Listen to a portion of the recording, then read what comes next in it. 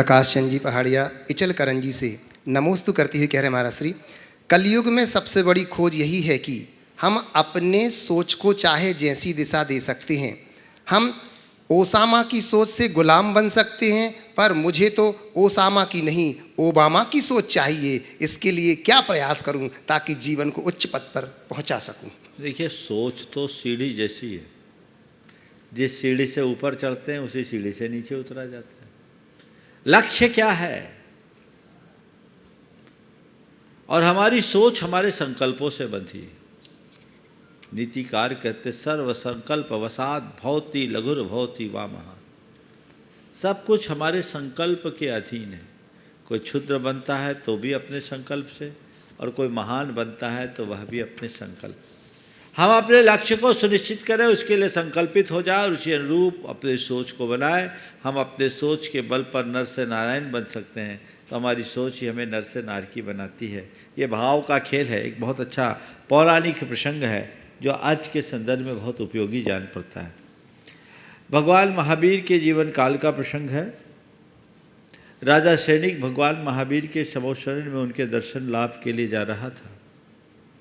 रास्ते में देखता है एक मुनिराज एक पेड़ के नीचे बैठे हैं, पर बड़े गुस्से में, पूरा शरीर तना हुआ है, ओठ फड़फड़ा रहे हैं, आंखें लाल है। राजा सैनिक को बड़ा आश्चर्य हुआ, मुनि महाराज, और इतने गुस्से में क्यों? मुनि महाराज और इतने गुस्से में क्यों? पर वहां तो कुछ बोला नहीं जा सकता था। भगवान के समोशरण में गया, भगवान से पूछा कि भगवान, अभी अभी मैं एक मुनिराज के दर्शन करते हुए आया हूं। वो बड़े आग बबूला थे, इतने क्रोध में थे, आखिर इसकी वजह क्या है और वे किस गति में जाएंगे? तो भगवान ने जो जवाब दिया वो बहुत ध्यान देने योग्य है। हुआ ये था कि वे जो मुनिराज थे, भगवान ने कहा कि राजा सैनिक, जिस समय तुम वहां से गुजर रहे थे उस समय वे तीव्र गुस्से में थे।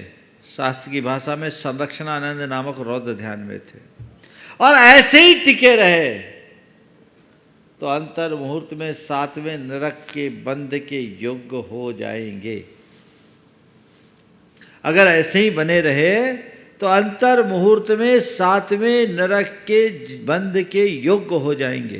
राजा सैनिक ने सुन लिया, भगवान का उपदेश पूरा हुआ। राजा सैनिक जब लौटा तो देखा कि यहाँ का तो नजारा ही बदला हुआ था।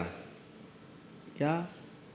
उन मुनि महाराज को केवल ज्ञान हो गया और देवता लोग उनका केवल ज्ञान कल्याणक बना रहे थे। राजा सैनिक को बड़ा आश्चर्य हुआ, भगवान तो उसे नरक जाने की बात कर रहे थे, इन्हें केवल ज्ञान हो गया, मामला कैसे? क्या भगवान की वाणी भी गलत होती है?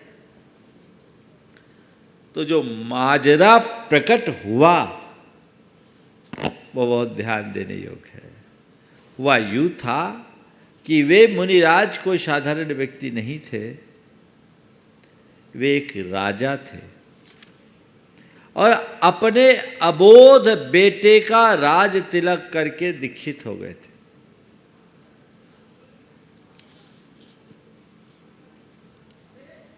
दीक्षा दी, वो दीक्षित हो गए। इनके दीक्षित होने के बाद उनके मंत्रियों ने षड्यंत्र पूर्वक पूरा राज हथिया लिया और रानी और राजा को राज्य से निकाल दिया।